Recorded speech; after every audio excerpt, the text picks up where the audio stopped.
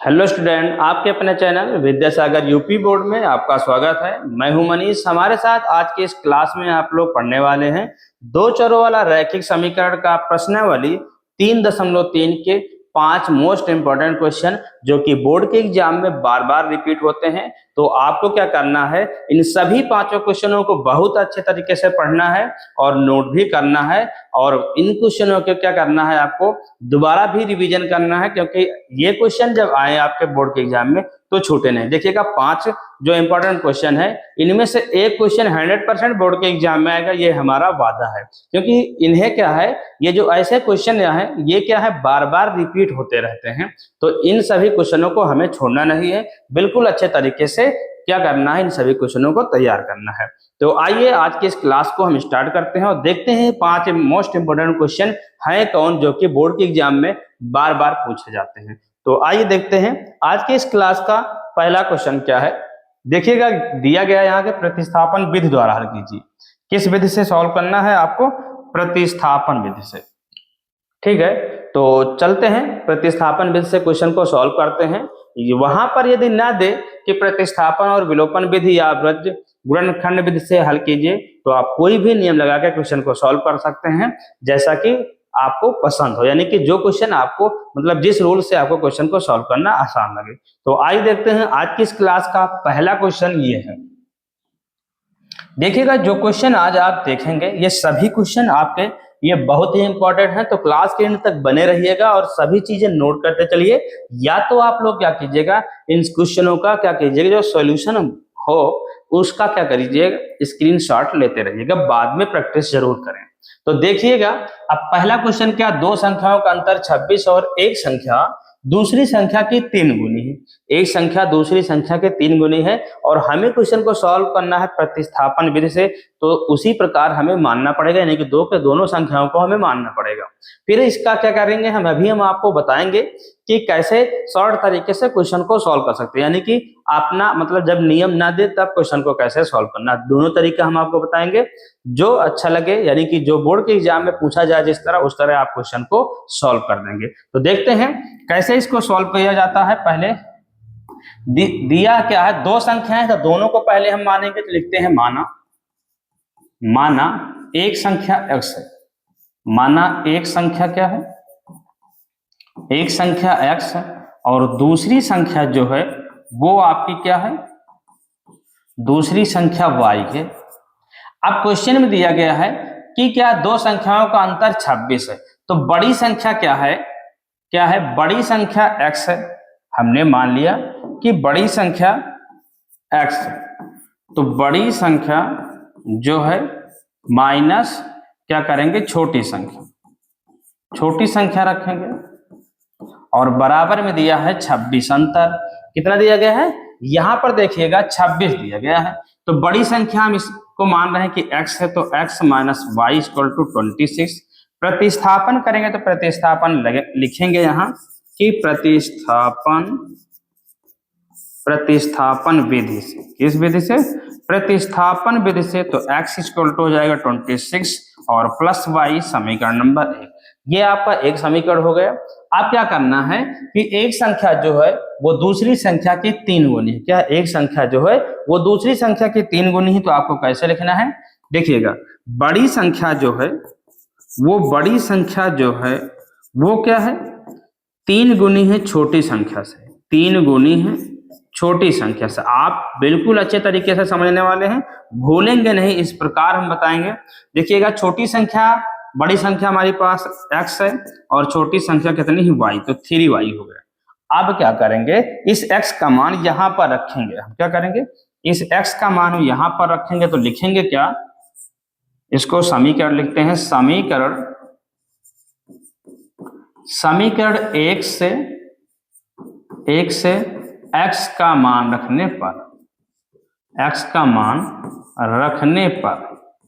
कहां रखेंगे हम, x का मान कहां पर रखेंगे, जो समीकरण हम अभी लिखे हैं उस पर रखेंगे, यानी यहां पर हमें रखना है x का मान। तो x का मान हमारा क्या, ध्यान देखिए, 26 प्लस वाई, यहां लिखेंगे हम 26 प्लस वाई और इक्वल टू 3y। तो 26 बराबर 3y माइनस वाई, इस प्रकार हो जाएगा आपका।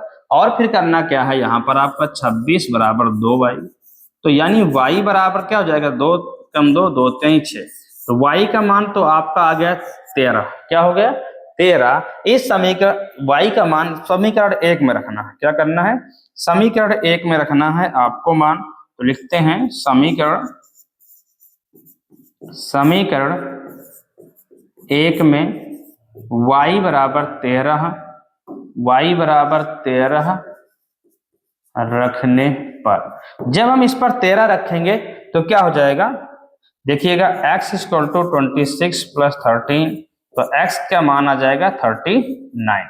तो जो आपका आंसर हो जाएगा वो क्या हो जाएगा, जो आपका आंसर होगा वो हो जाएगा, एक तो 13 और एक हो जाएगा 39। कितना हो जाएगा, देखिएगा जो क्वेश्चन कह रहा था सेम है या नहीं, एक संख्या जो है वो दूसरे की 3 गुनी है, यानी कि एक संख्या 13 है और इसका 3 गुना 39 है। तो यानी ये क्वेश्चन हमारा बिल्कुल अच्छे तरीके से सॉल्व हो चुका है। तो इसमें आपको करना क्या है, ये तो है प्रतिस्थापन विधि। कौन सा विधि, प्रतिस्थापन विधि। यदि इसी क्वेश्चन को आपको सॉल्व करना है अपने दूसरे तरीके से तो क्या करेंगे, बहुत जल्दी क्वेश्चन सॉल्व होगा कैसे, आइए दिखाते हैं हम आपको कि इस क्वेश्चन को कैसे सॉल्व कर सकते हैं। ध्यान से पढ़िएगा, क्वेश्चन पहले पूरा पढ़ना फिर इस क्वेश्चन को सॉल्व करना। दो संख्याओं का अंतर 26 है, ठीक है, और एक संख्या जो दूसरी संख्या की 3 गुनी है। तो आपको क्या करना है, सेकेंड मेथड क्या है कि जो है एक संख्या है, तो जो एक संख्या है वो क्या है, जो आपकी एक संख्या है उसे आपको मानना है x। दूसरी संख्या जो है, जो दूसरी संख्या है वो क्या है, दूसरी संख्या है आपकी 3x। कितनी दी गई है, 3x। तो इसमें आपको करना क्या है, करना यह है कि देखिए दोनों संख्याओं का अंतर 26 दिया, यानी कि बड़ी संख्या से छोटी संख्या को हमें घटाना है। यहाँ लिखेंगे 3x minus x equal to 26, तो हो जाएगा ये 2x equal to 26, x equal to हो जाएगा, क्या हो जाएगा, 2 1 कम 2, 2 3 6, तो 13 होगा। अब संख्याएं आपको लिखना है भाई, संख्याएं आपको लिखना है, तो क्या हो गया, संख्याएं लिखना है आपको, तो लिख सकते हैं या पहली संख्या लिखें, पहली संख्या, तो पहली संख्या है x बराबर 13। यदि आपको दूसरी संख्या लिखना है तो ध्यान से देखिएगा, दूसरी संख्या क्या हो जाएगी, दूसरी संख्या है आपके 3x, यानी 3 इंटू 13, तो हो जाएगा 13 39। कितना हो जाएगा, 39। तो इसमें आपका जो आंसर हो जाएगा वो क्या हो जाएगा, आंसर जो आ जाएगा वो आ जाएगा 13,39। तो ये दोनों तरीके हैं क्वेश्चन को सॉल्व करने के लिए। तो आपको क्या है, जैसे समझ में आए, यानी कि क्वेश्चन जैसा पूछा जाए उस प्रकार क्वेश्चन को आपको सॉल्व करना है। तो आप लोग इसका स्क्रीनशॉट ले लीजिए और इस क्वेश्चन को भी आपको बहुत अच्छे से तैयार करना है। तो देखिएगा ये क्वेश्चन हो गया।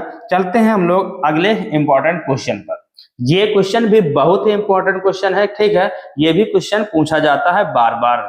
तो देखिएगा क्या करना है, दो संपूरक कोणों में बड़ा कोण छोटे कोण से 18 डिग्री अधिक है। अब आपको यहाँ पता होना चाहिए पूरक और संपूरक कोण क्या होते हैं। देखिएगा माना दो पूरक, तो पूरक कोण जो होते हैं क्या होता है, पूरक कोण जो होता है, दो पूरक कोणों का योग जो है कितना, a प्लस बी बराबर 90 अंश। ये पूरक कोण होते हैं, क्या होते हैं, पूरक। और जब क्या होते हैं, इनका योग 180, ये संपूरक कोण कहलाते हैं। क्या होते हैं, संपूरक कोण होते हैं। तो इसे आप लोग क्या करना है, आप लोगों को नोट करके रखना है। यदि ना पता हो और पता है आपको तो ठीक है, अच्छी बात है। तो देखते हैं यहाँ पर क्वेश्चन, दो संपूरक कोण। तो माना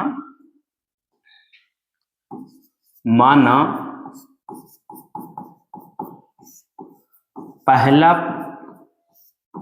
कोण कितना है, वो x है। दूसरा कोण क्या है, दूसरा जो कोण है वो y है। तो ध्यान से देखिएगा, या तो पहला बड़ा संपूरक कोण हम मान लेते हैं। तो कैसे मान लेंगे कि बड़ा कोण क्या है, छोटे कोण से 18 डिग्री अधिक है। तो लिखते हैं बड़ा कोण, बड़ा कोण, या तो हम यहां पर मान भी ले उसी प्रकार जिससे कि पूरा स्पष्ट रूप से लिखा रहे। माना बड़ा कोण क्या है, माना बड़ा कोण x और छोटा कोण क्या है, छोटा कोण क्या है आपका y है। तो दिया क्या है पहला स्टेप कि बड़ा कोण छोटे कोण का कितना है 18 डिग्री अधिक, यानी कि x बराबर जो है वो छोटे कोण से 18 अधिक है। ये आपका समीकरण 1 हो गया, इसको तो ऐसे ही रख देना है। अब क्या हो गया, इसी को हम पहला समीकरण मान लेते हैं। अगला जो पॉइंट है वो दिया नहीं है तो हम उसको बनाएंगे। देखिएगा क्या होता है, संपूरक कोणों का योग, संपूरक कोणों का योग जो होता है वो होता है 180 अंश। क्या होता है 180 अंश। तो इसमें आपको करना क्या है कि देखिएगा x प्लस वाई बराबर 180। तो लिखना है आपको समीकरण 1 से x का मान रखने पर क्या करेंगे, x का मान रखेंगे आप, यानी इस x का मान आपको यहां पर रखना। तो होगा क्या, y plus 18 plus 18 equal to 180। ये 2y हो जाएगा। क्या हो जाएगा, एक मिनट, क्या दिया गया है, ये y 2y और 180 माइनस 18, ये इधर प्लस में उधर जाएगा माइनस का हो जाएगा। तो y बराबर आपका हो जाएगा यहाँ 2 162/2, भाग करेंगे क्या हो जाएगा 2 8 16 2 1 2, यानी y का मान कितना आ गया। तो क्या हो जाएगा, बड़ा कोण जो है क्या, अभी इसका मान रखेंगे हम समीकरण 1 में। लिखिएगा समीकरण 1 में y का मान रखने पर, समीकरण 1 में y का मान रखने पर,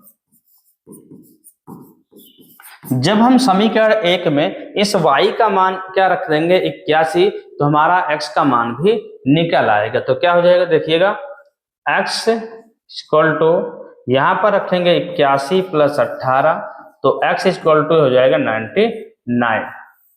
तो जो हमारा आंसर बना वो क्या हो गया, जो आंसर बना है वो तो क्या है, एक 81 अंश है और एक क्या है 99 अंश है। ये आपका इस क्वेश्चन का आंसर हो गया। तो आशा है कि आपको ये भी क्वेश्चन बिल्कुल अच्छे तरीके से समझ में आया होगा। यदि आपका क्वेश्चन समझ में आया हो तो क्या कीजिएगा, हमारी इस क्लास को लाइक कीजिएगा और अपने दोस्तों तक शेयर भी कीजिएगा। तो देखिएगा आगे क्या है, अगला मोस्ट इंपोर्टेंट क्वेश्चन जो कि है ये तो बहुत ही इंपॉर्टेंट है और ये क्वेश्चन तो मतलब कि 3 से 4 नंबरों में पूछा जाता है। ठीक है, तो ये कैसा क्वेश्चन है देखिएगा, समझिए, बहुत ही समझने वाला क्वेश्चन है तो बहुत वो नहीं, मतलब कि इस क्वेश्चन का लेंथ लंबा नहीं, लेकिन क्वेश्चन बना क्या है बहुत ही अच्छा है, यानी कि इसमें हमें समझना है। समझ में नहीं आता क्वेश्चन की ये क्या चीज है, क्या दिया हुआ है, तो इसे हमें समझना है। तो समझना इसमें क्या है आपको, एक नगर में टैक्सी के भाड़े में एक नियत भाड़े के अतिरिक्त चली गई दूरी भाड़ा सम्मिलित किया जाता है। यानी कि कुछ दूरी चलकर जाते हैं, मान के चलते हैं यहां से यहां तक जाते हैं, तो यहां तक का नियत भाड़ा फिक्स है। इसके आगे जब दूरी चलते हैं तो वो उसका प्रति किलोमीटर के दर से भाड़ा अलग अलग है। क्या है, प्रति किलोमीटर की दर से भाड़ा अलग अलग है। तो है क्या 10 किलोमीटर, अगले 10 किलोमीटर दूरी तय करने के लिए 105 रुपए है। कितना है 105। ठीक है, अगले का मतलब यहीं पर क्वेश्चन समझना है कि जो शुरू में दूरी है वो भी उसमें ऐड करना, उसके आगे एक क्या है दूरी जो जाते हैं 10 किलोमीटर उतना मिलाकर 105 रुपए है।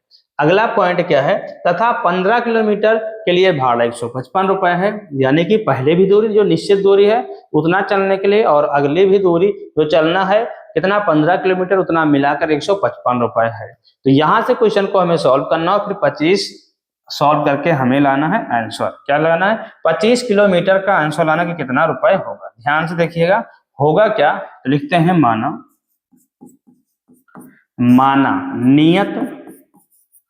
नियत भाड़ा जो है वो कितना है, वो x रुपए है। कितना है x रुपए, यानी कि यहां से यहां तक जाने का x रुपए है। यहां आगे पर किलोमीटर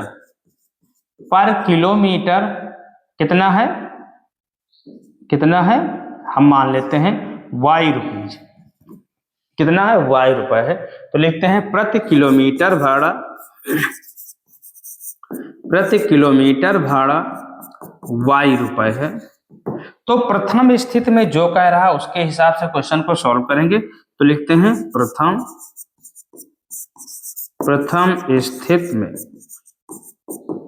प्रथम स्थिति में कह रहा कि अगली 10 किलोमीटर और चल रहा। कितना चल रहा, ध्यान से सुनिएगा क्वेश्चन, अन्यथा समझ में नहीं आएगा। देखिएगा निश्चित दूरी का भाड़ा तो इतना हो गया, अगले 10 किलोमीटर जाएगा तो कै रुपए की दर से, y रुपए की दर से। तो कितना हो जाएगा, ये 105 रुपए। यानी कि ये हो गया x + 10y = 105।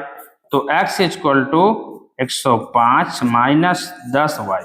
ये तो हो गया समीकरण नंबर 1। क्या हो गया, समीकरण नंबर 1 हो गया। अगला पॉइंट जो है वो है क्या आपका, तो उसे समझिए। अगला पॉइंट है आपका कि अगले 15 किलोमीटर चलता है। अब आगे जो चलता है 15 किलोमीटर, तो लिखते हैं क्या, द्वितीय स्थिति से।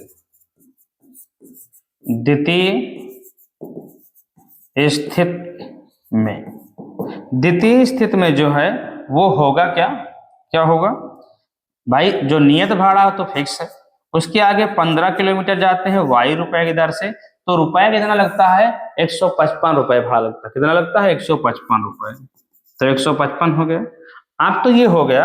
अब यहां पर आपको रखना है समीकरण 1 से मान। तो यहां लिखते हैं समीकरण 1 से x का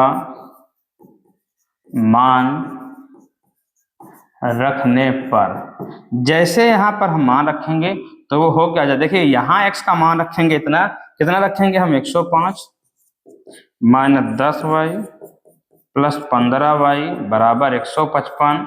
तो हो क्या जाएगा, 15 से 10 जाएगा 5y, और 155 - 105। तो y बराबर हो जाएगा आपका 5 से 5 जाएगा 0, 5 से यहाँ 50 हो जाएगा बटे 5। तो यानी कि प्रति किलोमीटर भाड़ा आपका आ गया 10 रुपये। यानी कि इसके आगे जो है पर किलोमीटर का जो रेट है वो 10 किलोमीटर पर, मतलब कि 10 किलोमीटर प्रति किलोमीटर, 10 रुपए प्रति किलोमीटर है। तो अब आगे आपको जो निकालना है वो 25 किलोमीटर के लिए निकालना है। तो क्या हो जाएगा, 25 किलोमीटर के लिए भाड़ा जो हो जाएगा वो आपका हो जाएगा क्या। तो ध्यान से देखिएगा, निश्चित भाड़ा तो फिक्स है और 25 गुणे y हो जाएगा। तो ये हो क्या जाएगा, तो देखिए x का मान तो क्या है आपका, जो x का मान है वो है आपका क्या, y का मान इतना है। अभी आपको क्या करना है, इस y का मान समीकरण 1 में रख के x का मान भी आपको निकालना होगा। उसके बाद ये आपका 25 किलोमीटर का भाड़ा निकलेगा। तो आपको इससे पहले क्या करना है, देखिएगा समीकरण 1 में क्या करेंगे, हम y का मान रखेंगे। लिखेंगे क्या, समीकरण 1 में y का मान रखने पर, जब समीकरण 1 में इसका मान रखेंगे तो क्या हो जाएगा, x = 105 - 10 गुणे 10। तो ये हो जाएगा x = 105 - 100। यानी कि पहले का जो भाड़ा है वो सिर्फ 5 रुपए है। कितना है, जो निश्चित भाड़ा है वो आपका क्या है, 5 रुपए है। तो इतना हो गया। इसके आगे हम चलते हैं 25 किलोमीटर। देखिएगा ध्यान से कि प्रति किलोमीटर 10 रुपए आ गया और निश्चित भाड़ा 5 रुपए हो गया, x बराबर। अब क्वेश्चन आगे इसको सॉल्व कैसे करना है, लिखना है आपको 25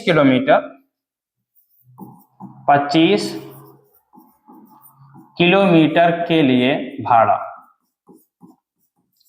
क्या बनेगा, ये क्वेश्चन था। तो इसके लिए क्या भाड़ा हो जाएगा भैया, निश्चित भाड़ा तो x है और अगला क्या है 25y हो जाएगा। तो x का मान 5 और 25 गुणे 10, तो हो क्या जाएगा आपका 5 + 250। तो क्या हो जाएगा, 255 रुपए हो जाएगा। क्या हो जाएगा, तो 25 आंसर क्या आएगा इसमें आपका, क्या हो जाएगा आंसर इसका हो जाएगा 255 रुपए। 25 किलोमीटर का भाड़ा कितना हो गया आपका, 255 रुपए हो गया। आशा है कि आपको ये क्वेश्चन भी बिल्कुल अच्छे से समझ में आया होगा। तो इस क्वेश्चन का भी आप क्या कीजिए, स्क्रीनशॉट लीजिएगा, क्योंकि ये क्वेश्चन बहुत ही इंपॉर्टेंट है। तो इन सभी क्वेश्चनों को आपको तो बहुत ही अच्छे तरीके से सॉल्व करना है। तो चलते हैं हम अगले क्वेश्चन पर। अगला क्वेश्चन आपका ये है, यदि किसी भिन्न के अंश और हर दोनों में 2 जोड़ दिया जाए। क्या है, कोई एक भिन्न है, उसके अंश और हर में दोनों में 2 जोड़ देते हैं तो क्या हो जाती है भिन्न, 9/11 हो जाती है। यदि अंश और हर दोनों में 3 जोड़ते हैं तो 5/6 हो जाती है। जब 2 जोड़ते हैं, क्या जोड़ते हैं, 2 जोड़ते हैं तो 9/11, जब 3 जोड़ते हैं तो 5/6 हो जाती है। तो इस क्वेश्चन को हम कैसे सॉल्व करेंगे देखिएगा। लिखते हैं माना कि अंश क्या है हमारे पास, अंश बराबर है x और हर बराबर है y। तो भाई भिन्न बराबर क्या होगा, देखिएगा भिन्न बराबर तो होता है क्या, आपको पता ही होगा, अंश बटे हर। तो यहां से क्वेश्चन को हमें सॉल्व करना है। तो पहली स्थिति में क्या दिया गया है कि यदि भिन्न में क्या कर दें हम, 2 जोड़ दें, क्या जोड़ दें, 2 जोड़ दें तो ये भिन्न हो जाती है आपकी क्या, 9/11, क्या हो जाती है 9/11। तो यहाँ गुणा करेंगे तो 11x प्लस 11 दूनी 22 बराबर 9y प्लस 9 दूनी 18। 9y को इधर लाएंगे क्या हो जाएगा हमारा 9y, ये उधर जाएगा तो 18 हो जाएगा माइनस का 22, तो 11x माइनस 9y, और इसको क्या कर देते हैं प्रतिस्थापन विधि से ही क्वेश्चन को सॉल्व करते हैं। तो हो जाएगा 11x माइनस, क्या करना है यहाँ पर, अब क्या हो जाएगा 9y, पहले तो घटा के लिख लेते हैं 4, माइनस का 4 आ गया। तो इतने बराबर होगा क्या, ध्यान से देखिएगा। अब इसको प्रतिस्थापन विधि से सॉल्व करना है यदि हमें, तो क्या करना है इसको इधर, यदि इसे हमें क्या करना हो प्रतिस्थापन विधि से न करना हो विलोपन विधि तो वो और ही आसान होता है, लेकिन यहाँ प्रतिस्थापन विधि से सॉल्व करने के लिए लिखेंगे, इधर आएगा तो 11 प्लस 4 बराबर 9y, यानी कि y इक्वल टू 11 प्लस 4/9। इसे समीकरण 1 मानेंगे। फिर क्या करेंगे, अगली स्थिति में पकड़ते हैं, क्या दिया गया x/y, दोनों में 3 जोड़ते हैं तो जो बनता है वो हमारा हो जाता है 5/6। तो तिर्यक गुणा करेंगे, अब क्या करेंगे हम भाई तिर्यक गुणा, तो हो जाएगा 6x प्लस 6 3 18, इधर गुणा करेंगे तो 5y प्लस 5 3 15। तो एक तरफ हम लाते हैं सभी चीजें, तो क्या हो जाएगा, इधर लाएंगे तो क्या हो जाएगा 6x माइनस 5y, क्या हो जाएगा, और बराबर में क्या हो जाएगा 15 माइनस 18। तो समीकरण 1 से y का मान भी हम यहाँ पर रख सकते हैं। तो क्या हो जाएगा 6x minus 5y equal to, तो यहाँ हो जाएगा आपका -3। अब आपको मान रखना, क्या करना है मान रखना, कैसे रखेंगे, समीकरण 1 से y का मान रखने पर, तो यहाँ लिखते हैं समीकरण 1 से y का मान रखने पर, तो यहां पर हो जाएगा 6x माइनस 5, ये दिया गया क्या आपका 11 प्लस 4/9, 11/4 प्लस 9, ये इतना हो गया। इसके बाद क्या दिया -3, तो 9 छक 54 हो जाएगा, इधर 11 5 55x और -5 चौक 20/9 बराबर -3। ये इतना क्वेश्चन हो गया। इसके बाद क्या करना है आपको, 55 से घटेगा तो -x बचेगा और -20, ये हो जाएगा 9 3 27, वो भी माइनस का। तो ध्यान से देखिएगा, 27 इधर आएगा तो प्लस का हो जाएगा और -20 पहले से है, x उधर जाएगा तो क्या हो जाएगा प्लस का हो जाएगा। यहाँ हो गया 7, x का मान जो आपका आ गया है वो तो 7 हो गया, क्या हो गया 7। इस x का मान आपको रखना है कहां पर, यहां पर रखना है। 1 मिनट,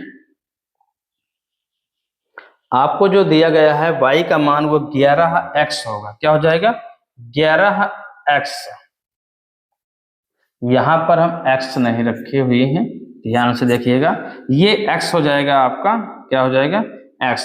तो आगे ये होगा, इसके आगे हम आपको करना क्या है, इसके आगे आपको करना कि x का मान अब आपको यहां रखना है। तो लिखते हैं समीकरण 1 में x बराबर 7 रखने पर, देखिएगा इन सभी क्वेश्चनों को आपको बहुत ही अच्छे से सॉल्व करना है, ठीक है, क्योंकि ये क्वेश्चन बहुत ही आपके पेपर के लिए बहुत ही इंपॉर्टेंट है। देखिएगा y बराबर क्या हो जाएगा 11 गुणे x का मान 7 प्लस 4/9, तो y का मान हो जाएगा 11×7=77 प्लस 4/9, तो y बराबर जो हो जाएगा 7×4=11 81/9, तो y का मान आपका 9 आ गया। तो निकालना क्या था, आपको भिन्न ज्ञात करना था। तो भिन्न क्या हो जाएगी आपकी, वो भिन्न हो जाएगी क्या, भिन्न जो है देखिएगा, भिन्न जो है आपकी वो है x/y, और x का मान हो गया 7 और y का मान हो गया आपका 9। तो ये आपकी भिन्न हो गई, क्या हो गई, ये आपकी भिन्न हो गई है। तो यही आपका क्या हो गया है, आंसर हो गया है, ये आपका आंसर हो गया है। ये भी क्वेश्चन आशा कि आपको अच्छे से समझ में आया होगा। तो इस क्वेश्चन का भी आपका कीजिएगा, स्क्रीनशॉट लीजिएगा, देखिएगा ये सभी क्वेश्चन आपके लिए बहुत ही इंपॉर्टेंट है। क्या है, तो इन क्वेश्चनों को बार बार हम कह रहे हैं कि एक बार दो बार, जितनी बार में आपको अच्छे से समझ में आए, इन सभी क्वेश्चनों को उतनी बार लगाना है, ठीक है, क्योंकि आपके पेपर में ये क्वेश्चन जब आए तो छूटना नहीं चाहिए। तो चलते हैं हम अगले क्वेश्चन की तरफ। अगला क्वेश्चन आपका ये है, ये क्वेश्चन है आपका, ठीक है, इस क्वेश्चन को सॉल्व करना है और इसके बाद क्या है आपका कौन सा, ये लास्ट क्वेश्चन है, ठीक है, बस थोड़ी देर और। आज की इस क्लास में क्या है, ये क्वेश्चन लास्ट है और ये भी बहुत ही इंपॉर्टेंट है। देखिएगा 5 वर्ष बाद जैकब की आयु, ये जैकब वाला जो क्वेश्चन है ये ही बहुत इंपॉर्टेंट है, ये बहुत पूछा जाता है। क्या है, बहुत पूछा जाता है, तो इसे आपको अच्छे से तैयार करके रखना है।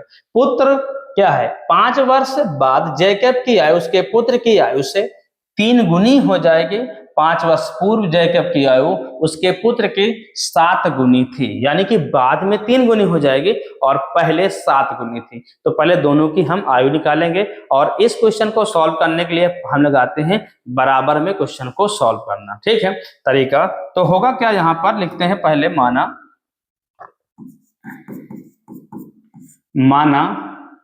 जैकब की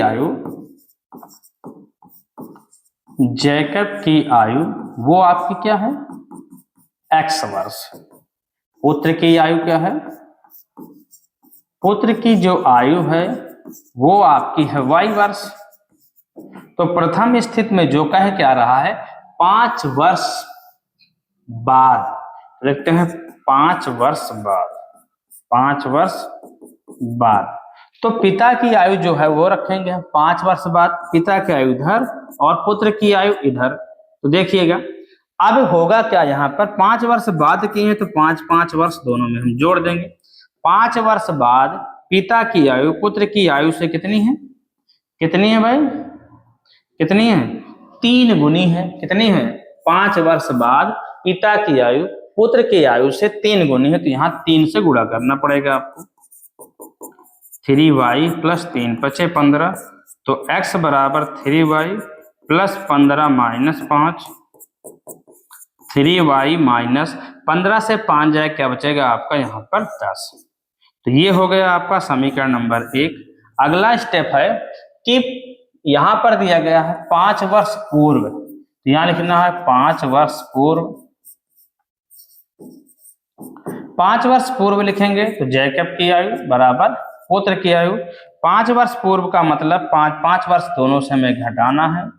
उसके बाद क्या है, 5 वर्ष बाद जैकब की आयु पुत्र की आयु से 7 गुनी थी। कितनी थी, 7 गुनी थी। कितनी थी, 7 गुनी।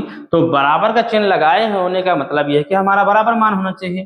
तो यहाँ हम 7 से गुणा कर देंगे, तो x - 5 = 7y - 35, तो x = 7y - 35 + 5, तो x = 7y और -30।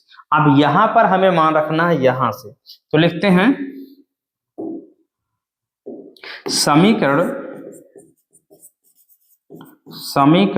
1 से x का मान रखने पर,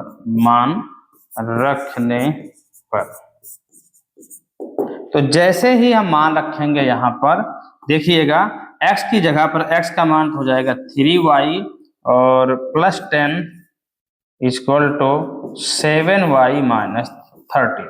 देखिएगा 7y तो उधर रहने देंगे, 30 माइनस में इधर लाएंगे प्लस हो जाएगा, 3y को उधर ले जाएंगे क्या हो जाएगा, माइनस में हो जाएगा। देखिएगा यहाँ प्लस का 10 पहले से लिखा है, +30 हो जाएगा और 7y प्लस 3y।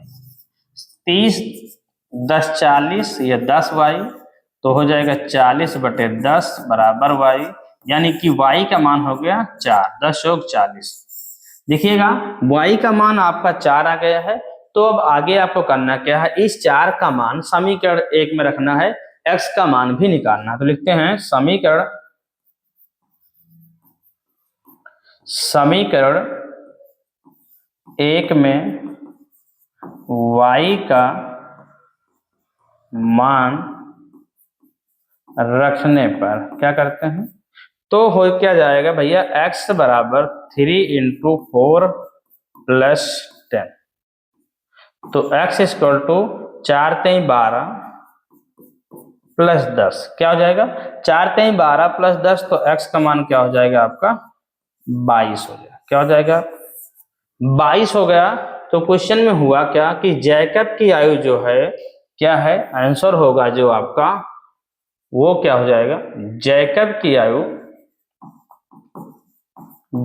की आयु बराबर x बराबर 22 वर्ष। कितना है 22 वर्ष। लेकिन पुत्र की आयु कितनी हो जाएगी, पुत्र की आयु जो होगी, पुत्र की जो आयु हो जाएगी वो हो जाएगी y, और y बराबर दिया है आपका 4 वर्ष। 4 वर्ष। तो ये भी क्वेश्चन आपका हो गया है कंप्लीट। तो इसका भी आप लोग स्क्रीनशॉट ले लीजिएगा। और आज की ये क्लास में आप लोग क्या है 5 मोस्ट इंपॉर्टेंट क्वेश्चन पढ़े हैं। यदि आप लोग सभी क्वेश्चनों को अच्छे तरीके से देखा समझा तो अच्छी बात है। यदि आपको समझ में कम आया हो तो एक बार दोबारा लगाइएगा। लेकिन इन सभी क्वेश्चनों को क्या करना है, आपको रट लेना है। पेपर में आए तो छूटना नहीं चाहिए, क्योंकि वैसे तो ये क्वेश्चन क्या है 5 में से एक क्वेश्चन तो 100% आपके पेपर में आएगा ही आएगा, ये हमारा वादा है। तो आपको करना क्या है कि हमारी बातों पर भरोसा करना है और सभी क्वेश्चनों को अच्छे से तैयार करना है। तो आगे भी क्लास आपको इसी प्रकार हर प्रश्नावली के इंपॉर्टेंट क्वेश्चन ही कराए जाएंगे, ठीक है। क्योंकि अभी आपको बहुत सारी चीजें कराना है, तो क्या करना है, प्रश्नावली के जो है ठीक है एक्सरसाइज के सभी इंपॉर्टेंट क्वेश्चन ही कराए जाएंगे। तो आज के बाद आपको क्लास जो मिलेगी वो बहुत ही महत्वपूर्ण क्लास होगी आपके लिए, क्योंकि हर एक एक्सरसाइज के मोस्ट इंपॉर्टेंट क्वेश्चन ही बताए जाएंगे। क्या है, मोस्ट इंपॉर्टेंट क्वेश्चन बताए जाएंगे। तो आपको क्या करना है, उन सभी क्लासों को अच्छे से देखना है जो क्लासें आज आगे आपको मिलने वाली है, ठीक है। तो आपको क्या करना है, सभी क्वेश्चनों को एक अच्छे से नोट्स जो बनाए हुए हैं या नहीं बनाए हैं तो बना लीजिएगा। इन सभी क्वेश्चनों को अच्छे से वहां पर नोट कीजिएगा और तैयार कीजिएगा, क्योंकि आगे क्वेश्चन जो हम बता रहे हैं वो जान लीजिए कि जो पेपर में बार बार रिपीट होते हैं सिर्फ वही क्वेश्चन हम बताने वाले हैं। तो आज की क्लास में बस इतना ही। यदि आप हमारी इस क्लास में नए हों और चैनल को अभी तक सब्सक्राइब न किए हों तो चैनल को सब्सक्राइब कर लें, जिससे कि आप तक इन सभी क्लासों का नोटिफिकेशन आप तक पहुंचता रहे, क्योंकि आगे भी आपकी क्लास बहुत ही महत्वपूर्ण होने वाली है। क्योंकि आगे आपको मोस्ट इंपोर्टेंट क्वेश्चन की सीरीज ही मिलने वाली है। उसके बाद क्या है, तो आगे उसके जो मॉडल पेपर, प्रैक्टिस पेपर, ये सभी चीजें कराना है। तो आज की क्लास में बस इतना ही, ठीक है। मिलते हैं अगली क्लास में, तब तक के लिए जय हिंद एंड थैंक यू।